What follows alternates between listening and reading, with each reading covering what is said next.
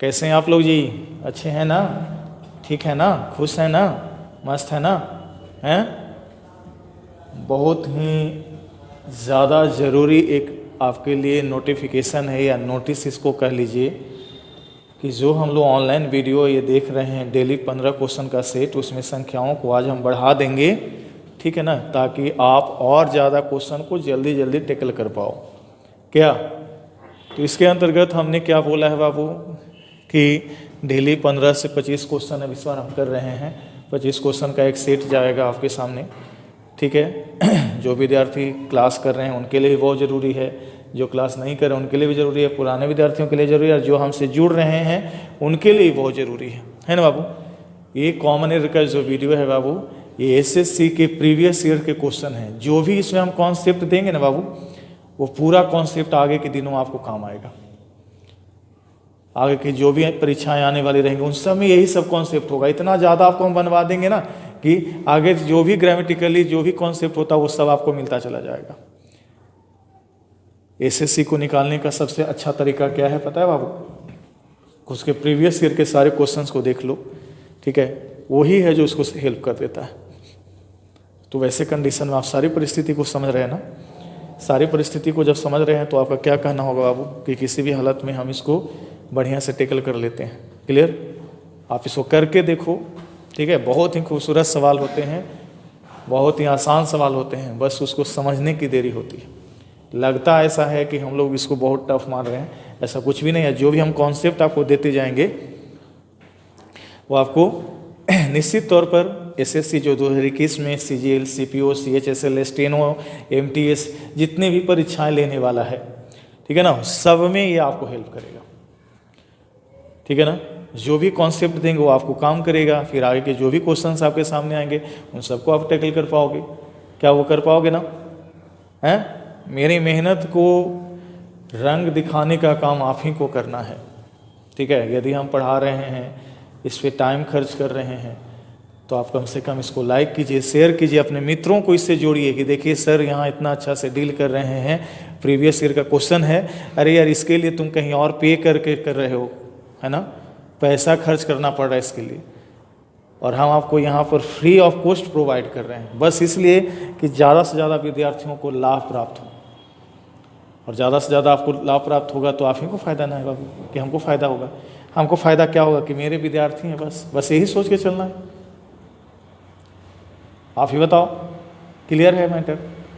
Clear है matter? तो हम यही बात बोलते हैं बाबू, कृपया इस वीडियो को पूरा देखें, अंत तक देखें, सारे क्वेश्चन को देखें। जो लड़का अच्छा से तैयारी और करना चाहता है तो उसको क्वेश्चन को डेली लिख लिया करें।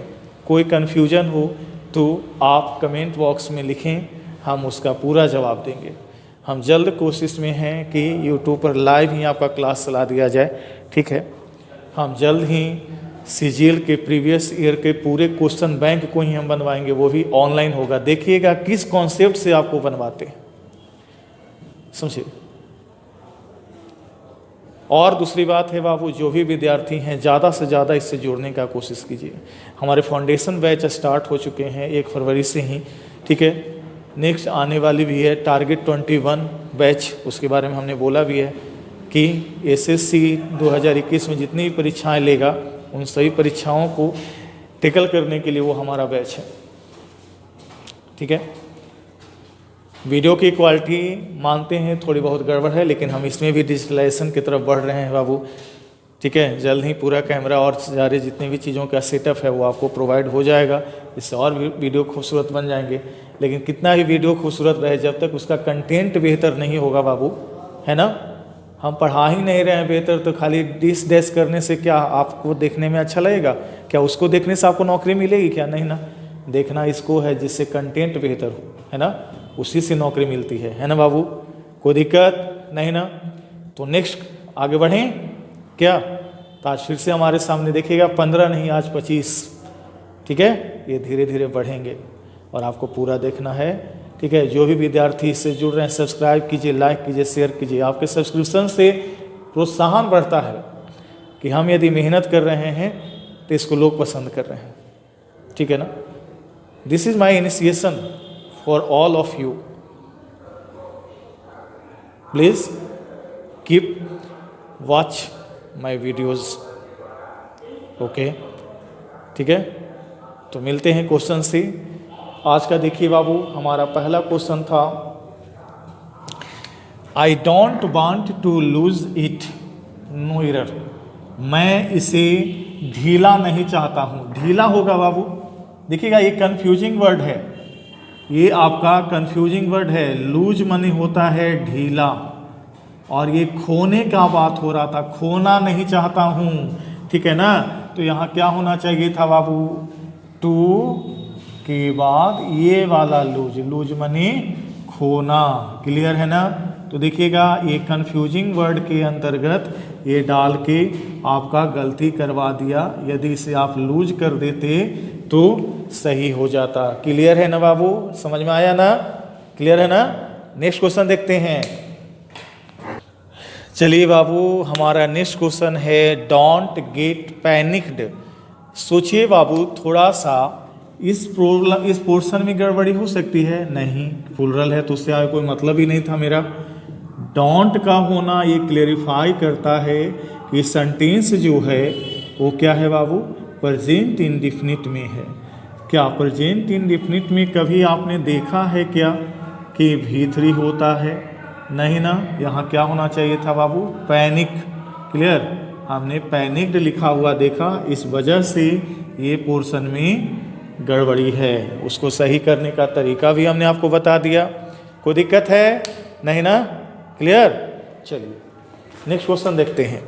नेक्स्ट क्वेश्चन को देखिएगा बाबू, हमारे सामने है, sometimes I get angry on her. देखिए इधर एंग्री का कॉन्सेप्ट क्या है बाबू, ये देखिएगा।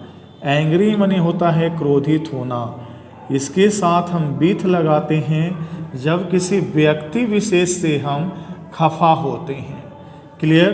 तो एंग्री ऑन की जगह यदि हम यहाँ विथ कर देंगे तो ये मेरा सही हो जाएगा। क्लियर है। एंग्री ऑन कब यूज करते हैं बाबू, जब किसी प्रोपोजल पर हम खफा होते हैं ना, तो हम लोग क्या करते हैं, ऑन का यूज करते हैं। कोई दिक्कत है क्या, नहीं ना, समझ में आया।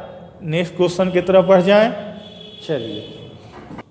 चलिए देखिएगा बाबू, हमारे सामने है, I use to go out to work earlier.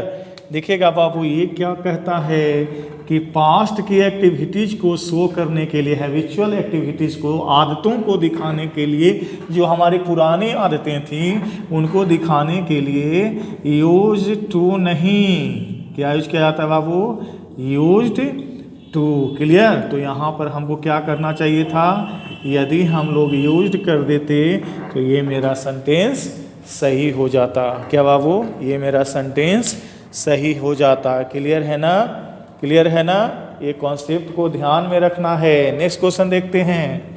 चलिए बाबू देख लीजिए, बड़ा ही प्यारा सा सवाल है।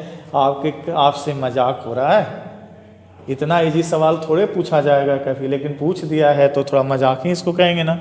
अब हैज के बाद देखिए, the teacher has took the responsibility. क्या हैज के बाद आपने कभी V2 देखा है क्या, नहीं ना। हैज के बाद हमेशा के लिए क्या होता है बाबू, V3। डेट मीन्स यहाँ होना चाहिए था क्या, क्लियर। इस क्वेश्चन में कोई दम ही नहीं था क्या, ऐसे भी क्वेश्चन पूछे जाते हैं। चलिए नेक्स्ट क्वेश्चन देखें। ये बाबू नेक्स्ट क्वेश्चन को देख लीजिए। ही वाज एज इफ, ठीक है, the earth belongs to him. ऐसा अपने आप को दिखाता था जैसे लगता पूरा पृथ्वी ओकरे है ना। तो यह हाइपोथेटिकल कॉन्सेप्ट हो गया ना। और ये देखिए तो एज इफ आया है, एज इफ के बाद सेंटेंस जो होता है क्या होता है बाबू, पास्ट में होता है। क्या होता है, पास्ट में होता है। तो ये देखिए तो बिलोंग्स का यूज यहाँ गलत है, यहाँ कर दीजिए बिलोंग। क्लियर, आपका सही हो जाएगा। कोई दिक्कत नहीं ना है, कि दिक्कत है जी, नहीं ना। नेक्स्ट क्वेश्चन देखते हैं। ये बाबू नेक्स्ट क्वेश्चन को देखिएगा। द क्लर्क वाज, ठीक है ना, the clerk was not intimidated by his boss bullying. जो क्लर्क था वह अपने बॉस के धमकी से नहीं डरा। सेंटेंस पैसिव है और इसमें कोई भी न तो सिंटेक्स का प्रॉब्लम है न तो कोई कंटेक्स्ट में कोई इसमें प्रॉब्लम लगता है। क्लियर है ना? तो इस कंडीशन में ये सेंटेंस नो एरर के अंतर्गत चला जाएगा। क्लियर है बाबू? है ना? नेक्स्ट क्वेश्चन देखते हैं। चलिए बाबू नेक्स्ट क्वेश्चन को बढ़िया से पढ़ लीजिए। The misogynist hates all mother in laws. देखिएगा यही तो गड़बड़ी है ना। क्या गड़बड़ी है बाबू? आप समझ रहे हैं ना क्या गड़बड़ी है जी?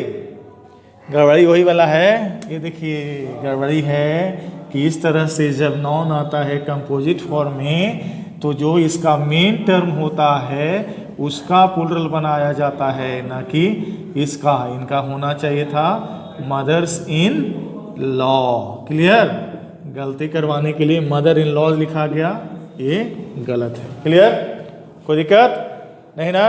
दाम क्लियर है ना? मजे में है ना? तो मैथ हो रहा है ना? अच्छा समझ में आ रहा है ना? आए क्वेश्चन देखें क्या? चलिए देख लेते हैं अच्छा क्वेश्चन।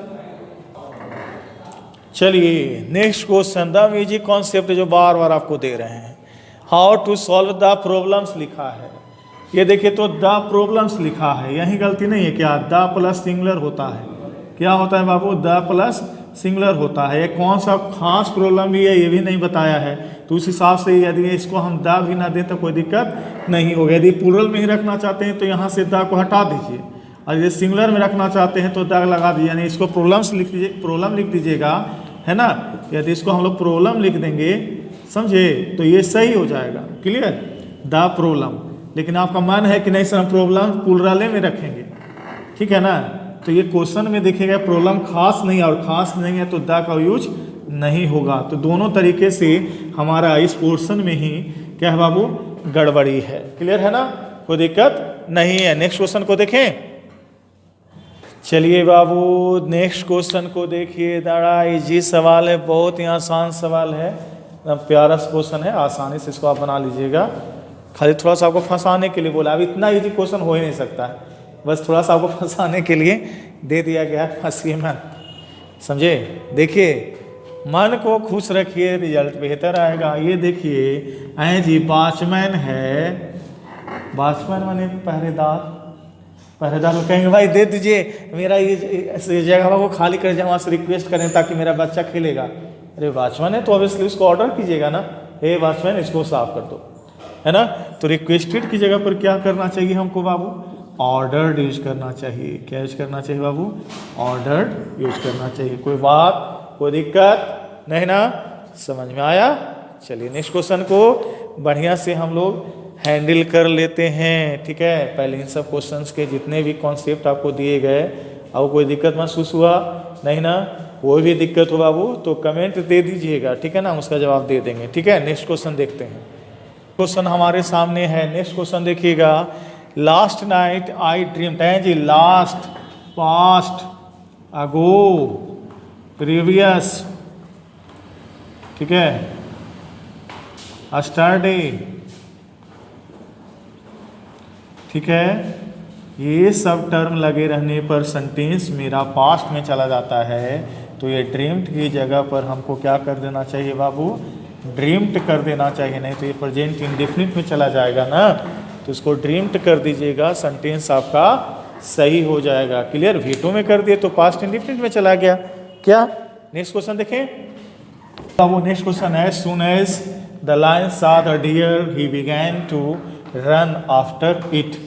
देखिएगा एक सवाल उठता है ना कि सर इसमें आप V2 यूज किए हैं तो यहाँ भी V2 कैसे यूज होगा? यहाँ पर तो मन करता है सर हैड प्लस V3 लगा दें। क्लियर है ना?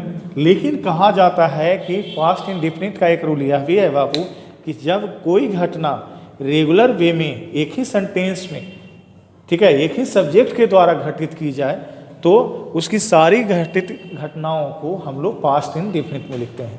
जैसे मैंने एक हमको चाय बनाना था, ठीक है, तो मैंने एक पहले लिया, केतली लिया, उसमें पानी डाला, तो टूक, ठीक है,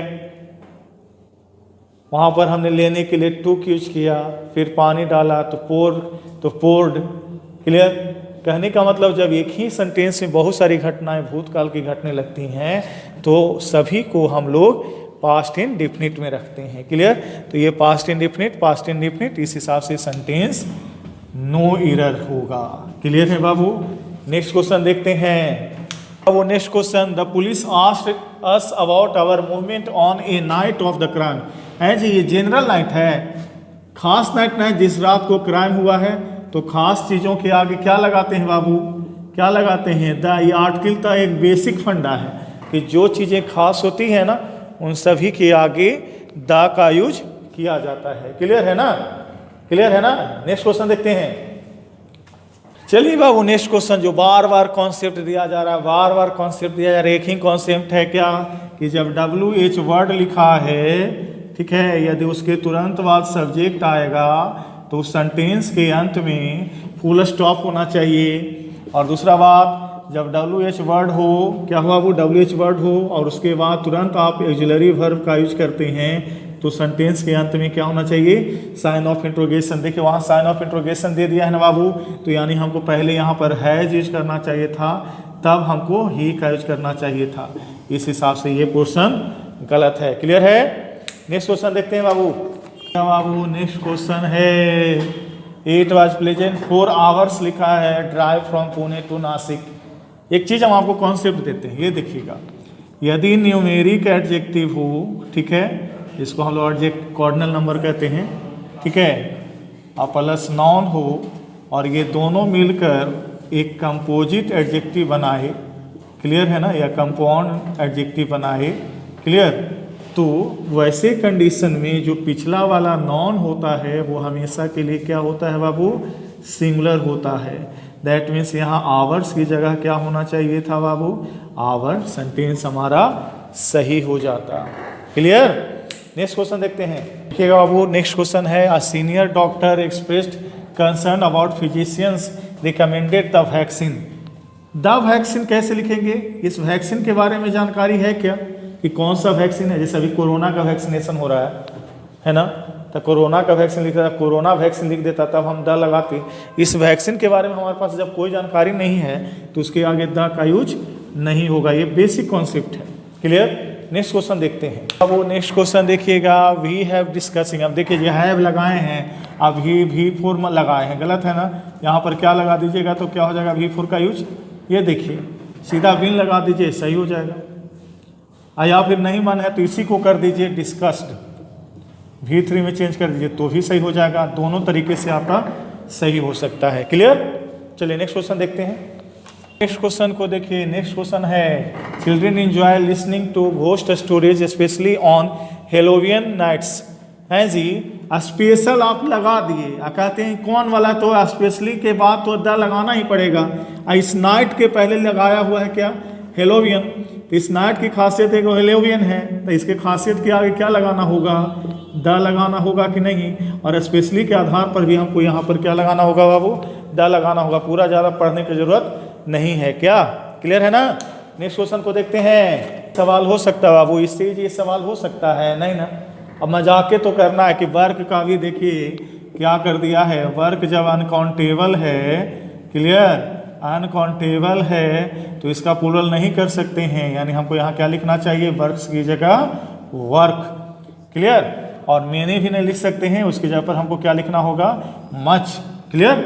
या फिर ये लॉट ऑफ, ठीक है, ये सब टर्म का यूज कर सकते हैं। मेनी का यूज हम लोग जनरली काउंटेबल नाउन के पहले करते हैं। क्लियर? तो इस हिसाब से आप समझ सकते हैं कि गलतियां इस पोर्शन में है, कोई दिक्कत नहीं है। नेक्स्ट क्वेश्चन देखते हैं बाबू। नेक्स्ट क्वेश्चन को देख लीजिए, कितना ही आसान सवाल है।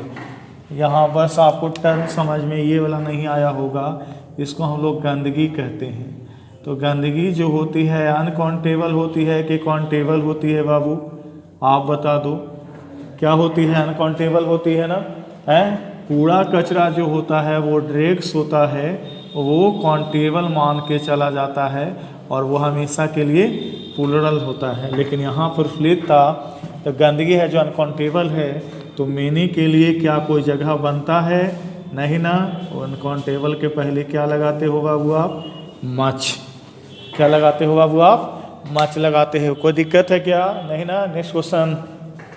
अब वो नेक्स्ट क्वेश्चन आपके सामने है। अ ग्रेट मेनी स्टूडेंट्स अब देखा भैया बोलने नहीं जाता है, जब गलती यहीं पर पकड़ा गया, हम सीधा एक ही बात जानते, जो इससे सटा रहेगा उसके हिसाब से ये चेंजिंग लाएगा। ठीक है, जैसे लिखा रहेगा आ मेनी स्टूडेंट, ठीक है, आ मेनी स्टूडेंट, तो ये गलत है क्योंकि इससे चिपका हुआ मेनी टर्म है ना, तो ये क्या हो जाना चाहिए था स्टूडेंट्स। कभी कभी ये देगा मेनी ए स्टूडेंट्स, तो ये देखिए ये गलत हो जाएगा क्योंकि ए के साथ सिंगुलर, यानी यहाँ क्या होना चाहिए बाबू स्टूडेंट या स्टूडेंट्स, गलत। क्लियर। तो देखिएगा ए ग्रेट मेनी स्टूडेंट लिखा है, क्या करना है बाबू, कुछ नहीं करना है, स्टूडेंट्स कर दीजिएगा, सेंटेंस आपका सही हो जाएगा, कोई दिक्कत नहीं है। चलिए नेक्स्ट क्वेश्चन, चलिए बाबू नेक्स्ट क्वेश्चन हमारे सामने आ गया है। We are going to launch this 3 crore. देखिए अभी आ गया फिर से वही न्यूमेरिकल, ठीक है, और ये नॉन, ठीक है, दोनों मिलके बन गया है एडजेक्टिव।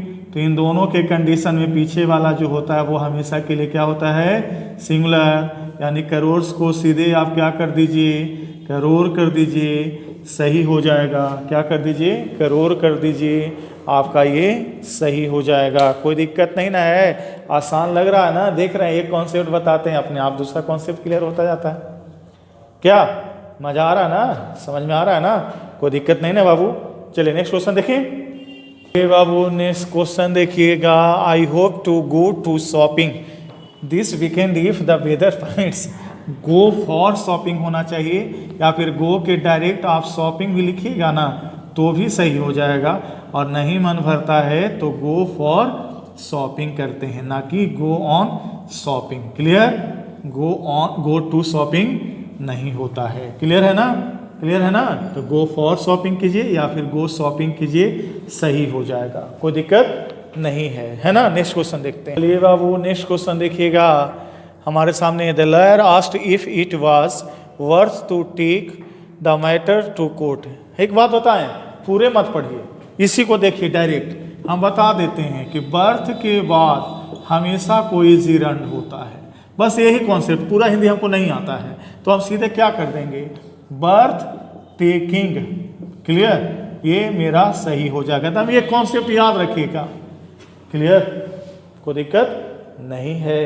क्लियर, जैसे एक देखिएगा एक टर्म है कि रेंडर के साथ हेल्प लगता है। क्लियर, उसी तरह से वर्थ के बाद हमेशा कोई जिरंड होता है, यानी बर्थ के बाद टू टेक ना लिखकर टेकिंग लिखना चाहिए था, मेरा सेंटेंस सही हो जाता। क्लियर है ना बाबू। नेक्स्ट क्वेश्चन देखते हैं।